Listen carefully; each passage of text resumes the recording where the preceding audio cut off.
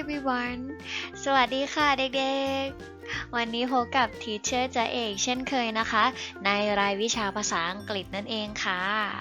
เด็กๆจำได้ไหมคะว่าชั่วโมงที่แล้วเราเรียนเกี่ยวกับเรื่องตัวอะไรอยู่คะ ในส่วนของโฟนิกเรายังอยู่ในเรื่องของสระนั้นนะคะ นั่นก็คือ A E I O แล้วก็ U นั่นเองค่ะ ถ้าใครเคยดู Squid Game จะคิดออกทันทีเลยใช่ไหมคะว่ามันเป็นเกมเกี่ยวกับอะไรใช่ไหมคะถ้านึกถึงสระในภาษาอังกฤษให้เด็กๆนึกถึง Squid Game ได้เลย ก็คือ A E I O U นั่นเองใช่ไหมคะ ในชั่วโมงนี้เราก็ต่อจากชั่วโมงที่แล้วนะคะก็คือในชั่วโมงนี้เราจะเรียนในส่วนของตัว e กันอยู่นะคะชั่วโมงที่แล้วก็คือจะเป็นในส่วนของเรื่องตัว e1 ใช่ไหมคะออกเสียงเป็นเสียง a นั่นเองค่ะส่วนในชั่วโมงนี้เราจะเรียนเป็นของตัว e2 ซึ่งตัวนี้เราจะออกเสียงเป็นเสียง e e ในที่นี้จะเป็นสระเสียงยาวนะคะเดี๋ยวเราไปดูที่คำแรกกันเลยนะคะเห็นตัว M ขึ้นมาเด็กๆคิดถึงตัว M คือเสียงอะไรคะเหม่อนั่นเองโอเคค่ะเดี๋ยวเรามาออกเสียงพร้อมกันอีกรอบหนึ่งนะคะเหม่อ E T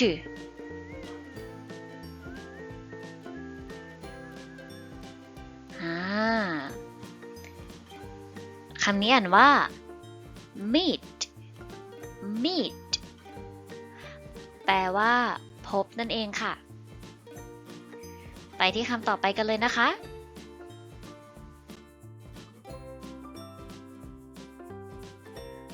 ตัว F ออกเสียงว่ายังไงนะ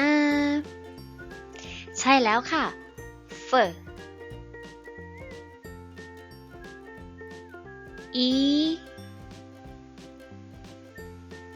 l อ่านว่า feel feel แปลว่ารู้สึกนั่นเองค่ะเด็กๆจำได้ไหมคะว่าก่อนหน้านี้เราเคยเรียนเกี่ยวกับเรื่องอะไรไปคะ feeling feeling ก็คือความรู้สึกใช่ไหมคะเราไปที่คำต่อไปกันเลยค่ะตัว W ออกเสียงว่ายังไงนะถูกต้องแล้วค่ะออกเสียงว่า w e g อ่านว่า weak weak แปลว่าอ่อนแอนั่นเองค่ะหรือจริงๆคำว่า weak จะแปลว่าป่วยก็ได้นะคะไปที่คำต่อไปนะคะตัว B มาอีกแล้วอ่านว่าอะไรคะ b e sh beach beach แปลว่าชายหาดนั่นเองค่ะไปที่ตัวต่อไปนะคะ m e t อ่านว่า meet meet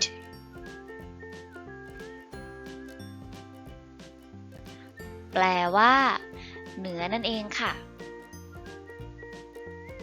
คำนี้ออกเสียงคล้ายๆกันกับคำแรกเลยใช่ไหมคะแต่ว่าเขียนต่างกันนั่นเองแล้วก็คนละความหมายด้วยใช่ไหมคะโอเคไปที่คำต่อไปนะคะ glare e n อ่านว่า green green แปลว่าอะไรคะสีเขียวนั่นเอง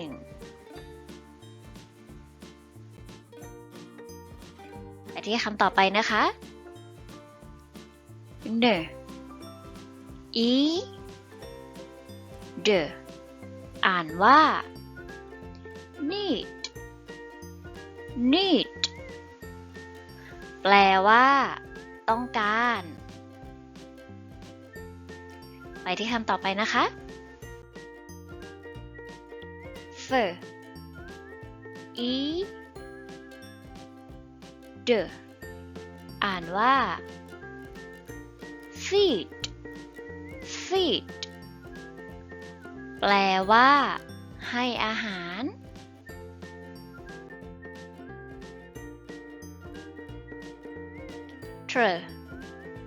e อ่านว่า free tree แปลว่าต้นไม้นั่นเองค่ะต่อไปนะคะ flare e อ่านว่า free free แปลว่าว่างหรืออิสระนั่นเองค่ะต่อไปนะคะ ber e อ่านว่า bee bee แปลว่าผึ้งนั่นเองค่ะสำหรับเนื้อหาของวันนี้นะคะก็มีเพียงเท่านี้นะคะที่เชื่ออยากให้เด็กๆฝึกออกเสียงบ่อยๆนะคะเพื่อที่จะได้เป็นการฝึกสะกดคำไปด้วยนะคะแล้วก็ส่วนการบ้านของวันนี้นะคะก็ให้นักเรียนบอกความหมายของคำต่อไปนี้ให้ถูกต้องนะคะเหมือนเดิมเลยหลังจากที่ทำการบ้านเสร็จเรียบร้อยแล้วให้ถ่ายรูปนะคะส่งเข้ามาในกลุ่มไลน์เหมือนเดิมนะคะเพื่อเป็นการยืนยันการเข้าเรียนแล้วก็เช็คชื่อนั่นเองค่ะยังไงวันนี้ที่ฉันต้องขอตัวลาไปก่อนแล้วนะคะยังไงเจอกันใหม่ในชั่วโมงหน้านะคะสวัสดีค่ะ See you soon บ๊ายบาย